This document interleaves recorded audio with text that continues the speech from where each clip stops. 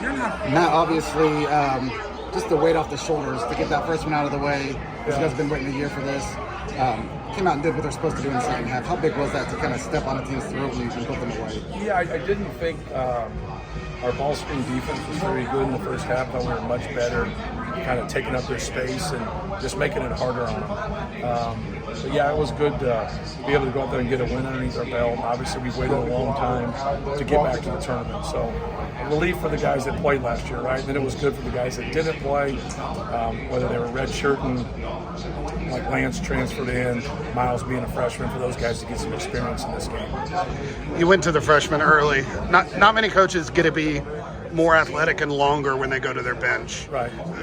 What did they show you, and what kind of boost was that on the court? Yeah, they're both good players, and obviously they haven't always had the opportunities in games, and that's tough to play well when you don't have consistent minutes. That's always been my line.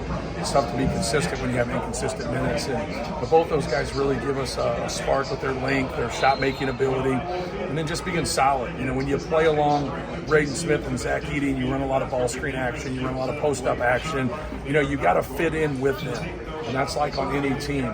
If you don't do a good job of fitting in with the best players on the team, you know, your value is going to go way down and your team's value is going to go down. But I thought both of those guys came in and helped us on both ends. Obviously, he's always seen a level of physical play in the post. But over the years, how have you seen Zach's approach evolve, I guess, when he recognizes maybe, hey, this team is going to be really physical with me tonight. They kind of have to. How have you seen him evolve, like in facing? Yeah, you know, for him, it just depends. You normally get a pretty good grip, especially in conference, of what they're going to do before you go into the game. But when you play a team that's played the whole year and they haven't doubled at all, they've messed with the post a little bit, but they haven't doubled. Now, are they actually going to do that, or are they going to leave him one-on-one? And from a physical standpoint, they stayed one-on-one for the most part. They came in there and messed with it and scraped with it. So when you have that uncertainty, you just want to do your job when the ball goes in. We have places that we're supposed to go, supposed to dive. And I thought Zach did a good job of just keep being physical. He didn't make them pay, you know, in the first half by missing some of those free throws. And that's when we're really at a high level, is when we're accumulating those fouls and he's making them pay and he's making those free throws. But I thought he did a good job. He kept his composure. And I think that's the toughest piece right there. But, you know, even though that's happening, you're still getting opportunities to score. And that's what you want. He's a very unselfish player. So if they do come and double, he normally gets it out of there pretty quick.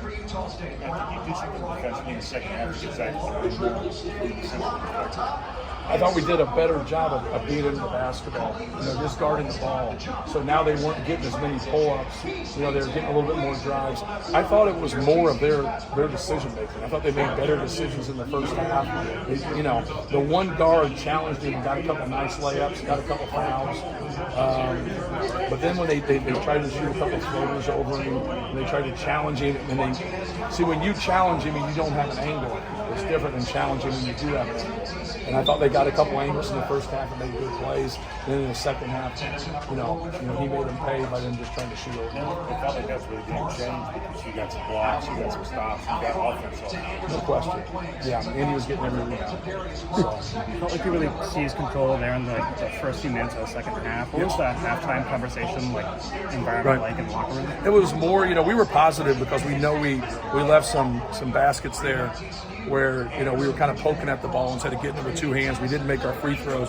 So we felt like we should have been in a better position, but we were doing some good things there. We just weren't rewarding ourselves. It was really talking about ball screen defense, just doing a better job on the basketball, guarding the ball, corralling it, trying to keep it out of the paint. But then if it did get deep, kind of let him handle it and then veer off and just switch that up. And then, you know, he did a good job patrolling the middle.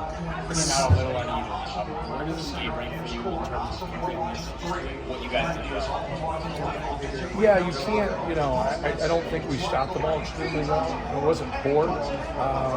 So we didn't, you know, we had some good looks in the first half. The shots didn't go down. And that, as a coach, you can't get caught up in that. A lot of times you'll think something's not working, and you just got to stay on the quality of the shot that you're getting.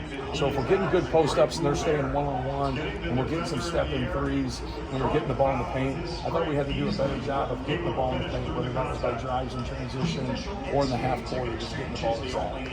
Find some play through Trey there at the end when Zach was on the bench. Not really, just like, you he just didn't take advantage of his opportunities in the first half. And I thought he took advantage of them in the second half. Like, we want to go to it. Like, we want to establish him there. He made a couple really nice moves in the second half and did some good things. But he had those opportunities. I think he was 0 for 4 in the first half. He had those opportunities.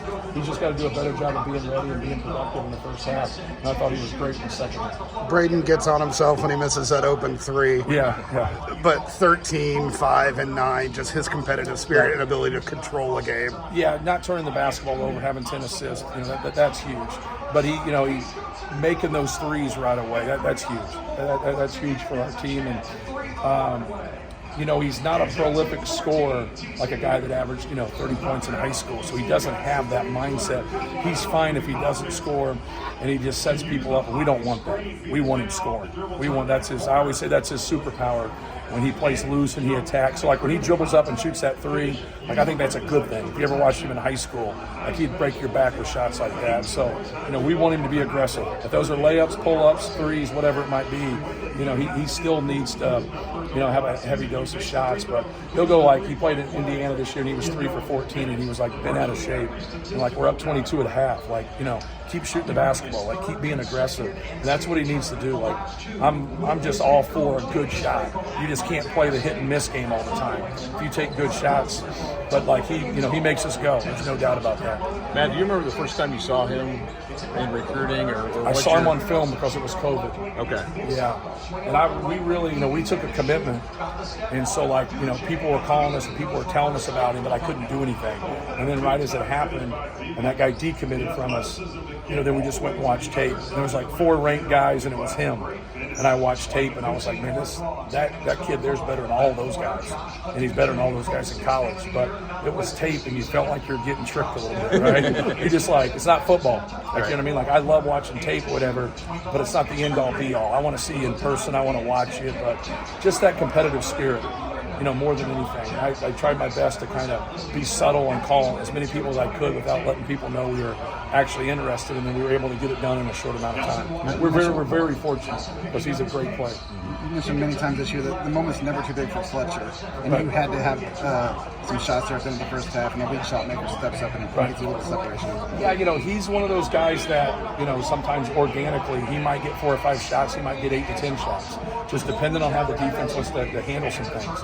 Are they doubling Zach? The more Zach gets doubled, the more opportunities he gets. And then if we can get him some things in transition, get some kick-out threes, we'll run a couple things for him, but we don't run a lot. We force them to handle our ball screen D and see if they're going to pull in with weak side guys, and then he can play off of that.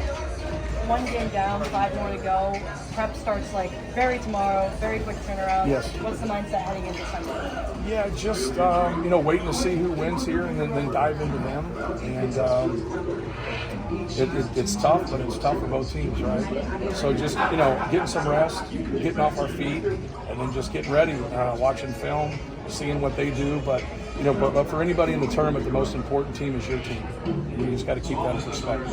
And I think it gets overlooked. Maybe playing a Friday night game, the anxiety when you see noon games on Thursday, knowing you're going to wait until Friday night to play. And then you have a delay to start this game. Just how much anxiousness is there just to get out there and play? Big time. You want to play. We won the Big Ten tournament in 2009, and then we played the noon game on the West Coast, on a Thursday. And everybody was like, man, that's a quick turnaround. But we liked it. Once you start watching, you love watching a game after you win. You don't love watching games before you play, that first game. And so, guys sit there and they watch and they watch and they watch, and now it's just better to I turn the TV off. I watch a little bit, but I don't watch a lot. Now it's a little bit easier. There was a stretch in the first half where unforced turnovers kind of kept Grambling in it. Yes.